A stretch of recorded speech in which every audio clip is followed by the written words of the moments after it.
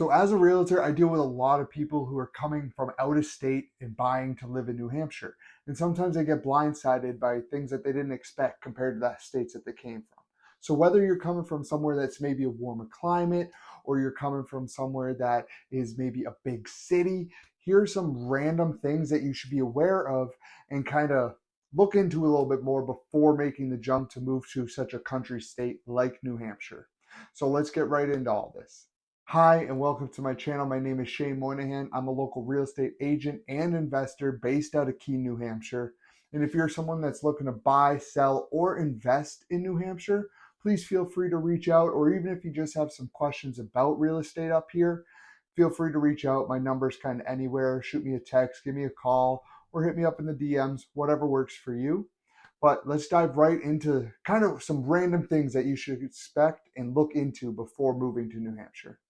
So topic number one that I'm going to cover is New Hampshire is an old state. It was founded in 1776. So there are a lot of old homes, and sometimes people kind of don't think about that before moving up here. Sometimes I'll be speaking with buyers who are looking, they're like, we don't mind an older home, but nothing older than like 1980s. And in my head, I'm like, 1980s? That seems pretty new to me.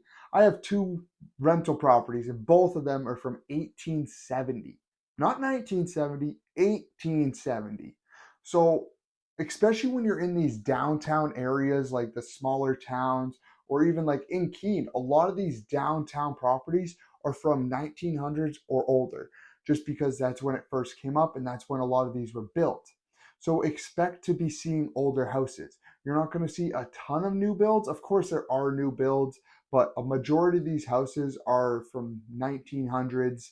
Maybe you'll find some in the 1800s, but it's one thing to be aware of is you are going to see especially these old farmhouses. Topic number two is basements. Now, I know this sounds probably weird depending on where you're coming from and kind of what part of the country you're moving here from, because for me, when I think of a house, I think all houses have basements. I think it's weird if your house doesn't have a basement. But I speak with multiple buyers who come up from like southern states where I guess it's not typical to have a basement. So a majority of the houses do have basements here. Funny saying that, as the house that I'm filming in does not have a basement. But that's very weird. Even when I bought it, I'm like, that's weird. I don't know if I like it, but this is built on a slab for some reason, which is strange. But the majority of these houses are going to have basements. And when basements are in the process, you're going to be looking at foundations. All the cracks, all the little shifts, a lot of them might just be like little seam cracks that sometimes if you're not used to this, you're like, uh-oh, there's a crack in the foundation. But it's really just like stress cracks that happen once it settles. I mean, the foundation's probably been there for whoever knows how many years. They used to use like field stone, stone foundation, then they moved into like concrete.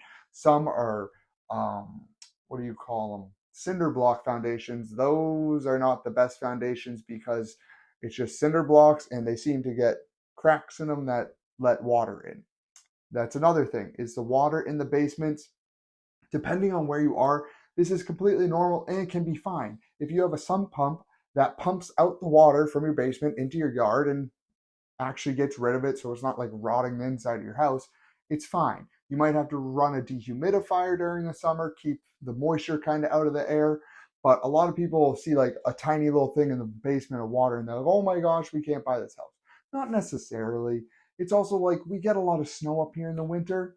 So once the snow melts, the ground gets really wet. And especially if you have like a bulkhead, which is a back entrance usually to the basement where you like open doors and go down a set of stairs. A lot of times those don't have the best ceiling around it because usually it's two metal doors or even a wooden door. And a lot of times water just comes in from the stairs and comes into your basement. So a lot of the times it gets a little bit overplayed, but it is something that you should be aware of, that one, houses have basements. Two, a lot of them will probably see water. Now, topic number three that we're going to cover is dirt roads. If you're moving up here from like a big city or something like that, maybe you're not used to dirt roads. But if you want anything that's in the country part of New Hampshire, chances are you're going to be driving on a dirt road to get to your house or driving through a dirt road to get to your house. And typically they take pretty decent care of these dirt roads. In the winter, It can be a little bit different because it depends how much that road's actually used of when that prioritize getting plowed. They always plow the main roads first, the ones that are most traveled. So if you're on a dirt road that barely gets used because you have like 5 neighbors, you might be snowed in for a day or two before the plow actually makes it to you. So it's one thing to be aware of. Also, like I mentioned, snow melts. When snow melts, welcome mud season. So make sure you get yourself a reliable car that you can actually drive through mud and get places you want to go, because yes, it's very nice to be secluded, very nice to have land, very nice to be out in the country, but there are some downsides. And if you're not used to these dirt road type situations, it's one thing that you should be aware of. Not everything's going to be paved and perfect around here. Topic number 4 is a pretty quick one, and that is land. The nice thing about moving up to the country is you can find house with land. A lot of the times, if you have house with more than 10 acres or so, you can put it into what's called current use, and you can put 10 acres or more into current use. There are some stipulations of what this land can be used for to be put into that current use, but what it does is it's a tax saving, so you're not paying the full amount on all the land that you have, even though like maybe you only use the acre around your house and everything else is kind of like you just walk through the trails or something. You're able to put that into current use and save some money on taxes.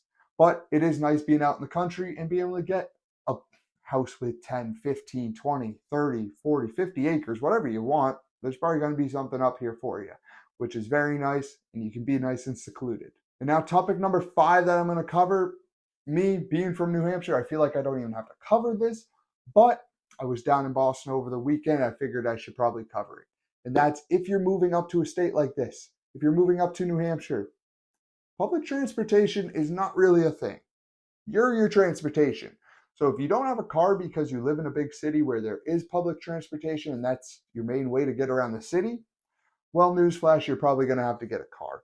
And like I mentioned before, we get snow and we have mud. So you probably want to get a reliable car, maybe 4-wheel drive. If you're coming from south and you're not used to driving in the winter, 4-wheel drive helps a lot more than just a front-wheel drive. And rear-wheel drive cars kind of stink, especially if you're driving in the winter. But that's something to be aware of. You're going to have to actually own a vehicle and take care of a vehicle. Unless you're in like a couple of the bigger cities around the state, there's none that are like huge, but like maybe Manchester, Concord, you might be able to take some city buses. That's about it. It's not a lot of public transportation, so it's something to be aware of. But yeah, that pretty much wraps up my like 5 random things you should be aware of if you're moving from out of state and you've never been to New Hampshire. Certain things that are just kind of like, oh, I didn't think of that. Oh, I didn't think you have to drive to a dirt road to get to this 50-acre piece of property. Yeah, you have 50 acres because it's in the middle of nowhere. So it's just these little things that kind of have to take into account. Also, this one's not even one I thought of, but guess what? You're in the middle of the country and you don't really get the best cell service kind of depending where you're at. So that's another thing. You might have to switch phone carriers. I've had Verizon all my life because, well, where I used to live, that's all I could get.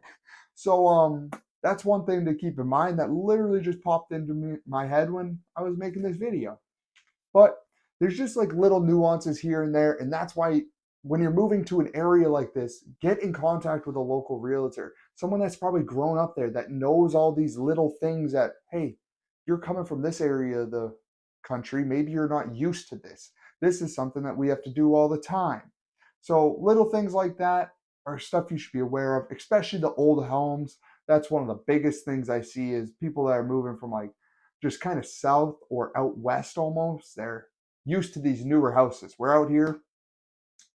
There's not many newer houses. You can definitely find them if you pay the right price for them, but a lot of the houses, and they're gorgeous houses, but they're just old. You're going to have some old house things you have to deal with, and it is what it is. You might have crappy insulation, but you can always fix the problems depending on how much money you want to dump into it.